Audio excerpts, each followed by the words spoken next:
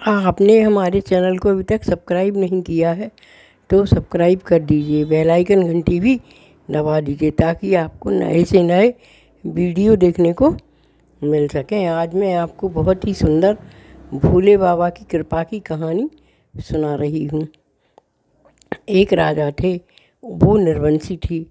एक दिन वह बाहर निकले तो एक जमादार ने थूका और पैर तरफ दबा लिया। राजा ने कहा, इसने मुझे देखा और थूका और पैर के नीचे दबा लिया। राजा ने उससे पूछा, भाई तुमने ऐसा क्यों किया? उसने कहा, कुछ नहीं महाराज। ने कहा, नहीं बताओ। बोले, महाराज आप निर्वंशी राजा हैं, हमने आप सुबह सुबह आपका ही मुंह देख लिया तो आज हमें दिन भर भोजन नहीं मिलेगा। राजा को बहुत दुख हुआ। राजा ने अपने सैनिकों को बुलवाया और कहा कि इस जमादारन के यहाँ बढ़िया बढ़िया खाना भिजवा दो। तो बढ़िया बढ़िया खाना उस जमादारन के यहाँ पहुँच गया।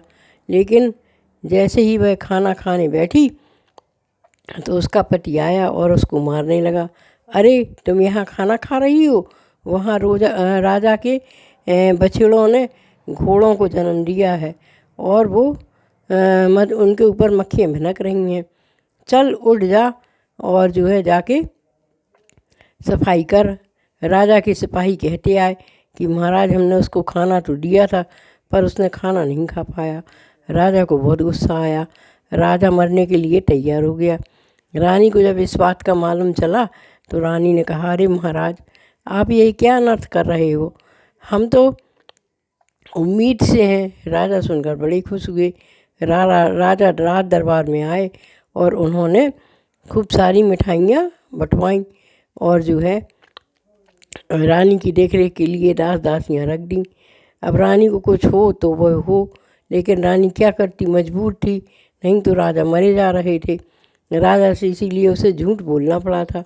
उसने क्या किया कि पूरे महल की दास दासियों को पैसा देकर खरीद लिया और उसने कहा कि महाराज से कुछ भी मत बताना। अब धीरे धीरे 9 महीने हो गए और 10वां महीना लग गया। एक दिन रानी ने अपनी अच्छी प्रिय दासी से कहलवाया कि राजा आपके यहाँ कुंवर पैदा हुए हैं। राजा बहुत खुश हुए।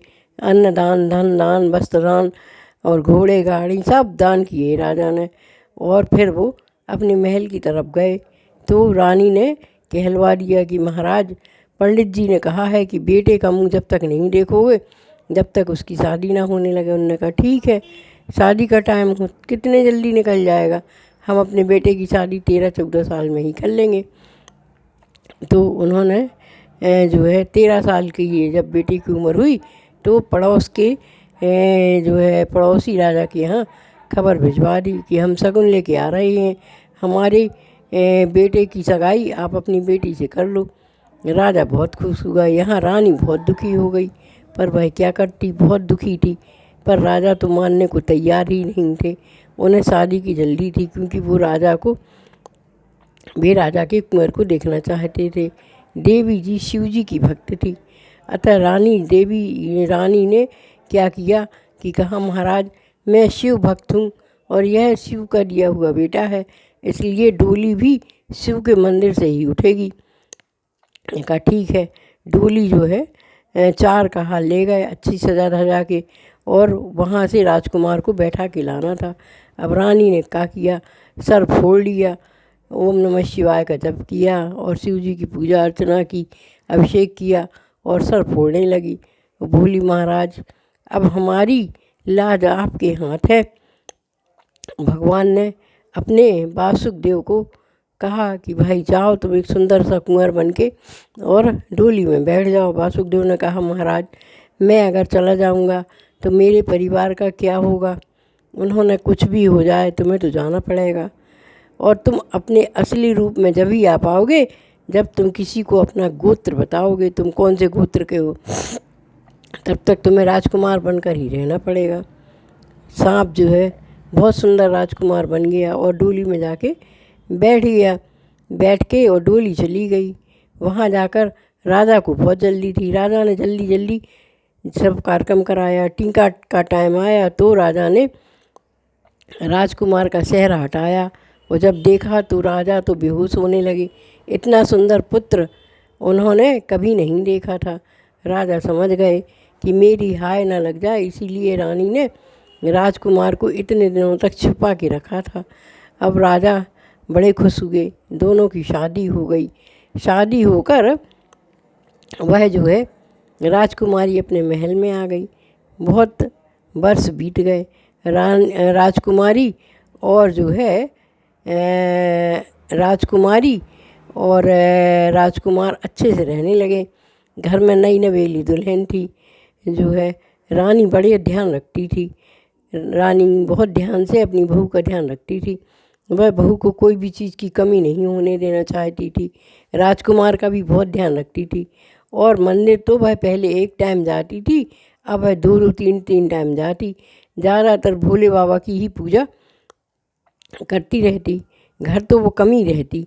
जब कोई कहता कि रानी तुम घर में क्यों नहीं रहती हो, तो वह कहती अब मेरा क्या काम, बहू आ गई घर में, बहू संभाले अब घर। और वो मंदिर में ही रहने लगी। कुछ समय गुजरा। एक दिन राजकुमारी सो रही थी। उसने देखा कि मेरा पति सांप बन गया है।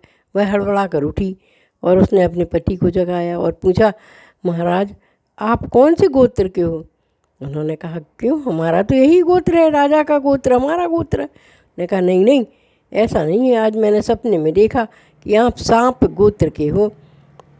राजकुमार ने उसको जो है बहला फुसला कर सुला दिया। फिर रानी ने वही सपना देखा कि राजा सांप बन गए हैं। फिर रानी को बड़ी चिंता हुई। उन्होंने कहा, महाराज आप अपना गोत्र क्यों नहीं बताते? उन्होंने कहा, मेरा तो यही गोत्र है, मैं राजा का बेटा हूँ, मेरा यही गोत्र है। रानी फिर सोई तो फिर उसने तीसरे दिन भी वही सपना देखा। यहाँ क्या था कि वो जब से सांप गायब हो गया था, वह सांप जो है वहाँ के राजा का बेटा था, नागों के राजा का बेटा था। वो भी बहुत परेशान थे। शिव जी के यहाँ पूजा अर्चना करने जाते। अब शिव जी क्या करते, शिव जी तो दोनों तरफ से परेशान थे। यहाँ वह रानी भी शिव जी के मंदिर में रहने लगी थी। वहाँ वह नाग भी पूजा करता और कहता, भगवान मेरे बेटे को मुझसे मिला लो, मेरे बेटे को मुझसे बुला दो। तीसरे दिन तो रानी हट करके बैठ गई। बोले, हम तो जब भी खाना पानी खाएंगे जब तुम अपना गोत्र बता दोगे। राजकुमार ने कहा, देखो हमारे गोत्र का अगर तुम हट करोगी तो बहुत पछताओगी। रानी नहीं मानी तो उसने कहा कि भाई मैं नाग गोत्र का हूँ, मैं शिव जी के कहने पर राजकुमार बनकर यहाँ आया हूँ। वैसे मैं नाग राजा का बेटा हूँ, वहाँ का राजकुमार हूँ। और कहकर नाग में बदल गया और चला गया। अब रानी बहुत पछताने लगी। अब रानी क्या करती? अब रानी बहुत दुखी होने लगी। वह सपेरों को बुलाती और पूछती, किसी ने ऐसा ऐसा सांप देखा है क्या? हर सपेरे को बुलाती। उन्होंने कहा, एक दिन एक सपेरा आया। उसने कहा कि जो है शिव जी के मंदिर के पास पूर्णिमा के दिन रात दरबार लगता है, वहाँ पर सभी नाग इकट्ठे होते हैं और राजसभा होती है। रानी ने कहा, ठीक है। वह पूर्णिमा के दिन चुपचाप घर से निकल के गई और पीपल के पेड़ में छिप के बैठ गई। उसने देखा कि एक आया, उसने पहले झाड़ू लगाई, फिर दूसरा आया, उसने पानी खींचा, फिर तीसरा आया, फिर उसने राजा का सिंहासन रखा, दरी वगैरह बिछाई। फिर सांपों का जो राजा था वह आया और उसके संग राजकुमार भी आया। वह भी रो रहा था और राजकुमारी भी रो रही थी। वह जो है अपने पति को पहचान गई। वह नाग वहाँ से हटके और पीपल की खोह में जाके रोने लगा। तभी रानी वहाँ पहुँच गई और बोली, मेरी गलती से हम बिछुड़ गए हैं, अब हम कैसे मिलेंगे? तो उसने कहा, हम कभी नहीं मिलेंगे, क्योंकि हमारी यहाँ जो सभा होती है उसमें जो है हमारी शादी की ही चर्चा होती है और अगले पूर्णिमा के दिन हमारी शादी तय कर जाएगी, हो जाएगी। उन्होंने कहा, नहीं, कुछ उपाय तो बताओ। उन्होंने कहा, उपाय बड़ा कठिन है। रानी बोली, मैं हर उपाय करने के लिए तैयार हूँ, मैं अपने प्राण देने के लिए भी तैयार हूँ, पर वहाँ का राजा औंधे मुँह पड़ा है। रानी भी बहुत दुखी है, आपके गायब हो जाने से वह एक परिवार इतना दुखी है कि मुझसे देखा नहीं जाता है। तो उन्होंने कहा कि अगली पूर्णिमा को जब सभा लगे और जब मेरी शादी की बात चले तो तुम चुपचाप राजा के सिंहासन के नीचे छिप जाना और जब मेरे पिता मेरी शादी की बात करें तो सामने आकर खड़ी हो जाना। उसने कहा ठीक है, और मेरे पिता से मुझे मांग लेना। ऐसा ही हुआ। दूसरा पूर्णमासी का आया तो वह राजकुमारी चुपचाप पीपल के पेड़ के नीचे छिप गई। एक आया उसने जो है सुंदर झाड़ू लगाई, दूसरा आया उसने पानी खींचा, और तीसरा आया उसने सिंहासन रखाया, और एक आया उसने दरी बिछाई। सभी नाग वहाँ इकट्ठे हो गए। राजकुमारी पीछे से छिपती छिपाती और राजा के सिंहासन के नीचे जाके बैठ गई। सिंहासन पे राजा बैठ गए। चर्चा शुरू होने लगी, बात आगे बढ़ने लगी। तो राजा ने कहा, भाई हम अपने राजकुमार की शादी करना चाहते हैं, कोई अच्छी सी लड़की बताओ। जैसे ही उसने कहा तो वह रानी चुपचाप उस सिंहासन के नीचे से निकल कर आकर और सामने खड़ी हो गई और हाथ जोड़कर बोली, आप अनर्थ मत कीजिए, इनकी शादी हो चुकी है। तो राजा हतप्रभ से हो गए। बोले, तुम कौन हो? बोले, आपकी बहू। बोले, मेरी बहू कहाँ से आ गई? और मेरी बहू तो अभी मेरे कुंवर की तो शादी ही नहीं हुई है। तो उसने कहा, नहीं नहीं पिताजी, आपके बेटे की शादी हो चुकी है। ये जब गायब हुए थे तब इन्होंने शिव जी की आज्ञा से मेरे साथ शादी कर ली थी। मैं फला देश की राजकुमारी हूँ और फला राज की बहू हूँ। आप चाहें तो अपने बेटे से भी पूछ सकते हो। पिता ने डांट कर बेटे को बुलाया। बेटा कपता आया और कहने लगा, हाँ पिताजी, जब मैं गायब हुआ था तो शिव जी के कहने पर मैंने इस कन्या से शादी कर ली थी। ये हमारी पत्नी है। और यह जो है शिव जी ने कहा था, जब यह गोत्र पूछेगी तो तुम नाग बन जाओगे। और इसने गोत्र पूछा और मेरा रूप बदल गया, मैं आपके यहाँ आ गया। अब सब बात राजा की समझ में आ चुकी थी। नाग राजा ने कहा कि भाई ऐसा है कि तुम मेरे बेटे हो, मैं तो तुम्हारी नागवंश में ही शादी करूँगी। तो वह कन्या पैरों तले गिर पड़ी और बोली, महाराज मेरा सुहाग मत छीनो, एक बसा बसाया घर मत उजाड़ो। मेरे सास ससुर औंधे मुँह पड़े हैं और जो है चारों तरफ अंधकार पड़ा हुआ है। मेरा राज्य शून्य हो गया है। मैं अपने पति को लिए बिना नहीं जाऊंगी। या तो आप मेरे पति को मुझे दे दो, नहीं तो मेरे प्राण हरण कर लो। राजा बड़े असमंजस में पड़ गया और उसने अपने बेटे से पूछा, भाई तुम क्या चाहते हो? उन्होंने कहा, पिताजी यह मेरी पत्नी है और मैं चाहता हूँ कि मैं इसके संग रहूँ, क्योंकि मैं इसके संग बहुत वर्ष रहा हूँ तो मुझे इससे सच्चा प्यार हो गया है। तो राजा हार गए और उन्होंने अपने बेटे को फिर से जो है मनुष्य योनि में जाने का आशीर्वाद दे दिया। दोनों पति पत्नी शिव जी के यहाँ गए और शिव जी की पूजा की। शिव जी की पूजा से वह पूर्ण रूप से मनुष्य हो गया और वह आकर रानी अपने पति को लेकर आई अपने राज्य में। और जब सास ससुर ने देखा कि मेरे बेटा बहू आ गए हैं तो खुशी का ठिकाना न रहा। उनने खूब धूमधाम से अपने बेटे बहू का स्वागत किया और उनको अपने राज्य में रानी और राजकुमार को राजा बना दिया। राजकुमार राजा बन गया और रानी पटरानी हो गई।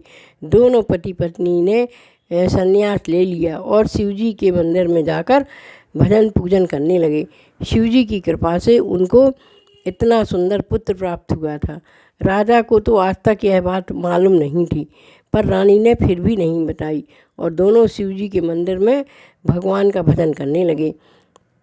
इस कहानी से हमें यही ज्ञात होता है कि अगर हम शिव जी की सच्चे मन से आराधना करते हैं, पूजन करते हैं, तो भोले बाबा हमारी मनोकामना अवश्य ही पूरी करते हैं।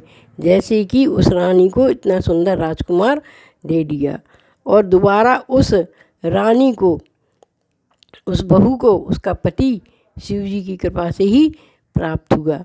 दोनों पति पत्नी शिव भक्त हो गए और शिव जी की आराधना करने लगे। नाग लोग तो शिव जी की वैसे ही पूजा अधिक करते हैं और रानी भी अपने पति के संग मिलकर शिव जी की पूजा अर्चना करने लगी और जो है दोनों राज्यों में खुशहाली हो गई। वहाँ भी बेटी के यहाँ भी खुशियाँ हो गई और राजा के यहाँ भी खुशियाँ हो गई। हमारा कहने का तात्पर्य है कि हमें सब कुछ करते हुए शिव जी की आराधना तो करना ही चाहिए। उनको एक लोटा जल तो अर्पित करना ही चाहिए। हम कुछ भी करें या ना करें, भोले बाबा को एक लोटा जल ज़रूर ही अर्पित करें तो हमारी सभी मनोकामनाएं पूर्ण होती हैं।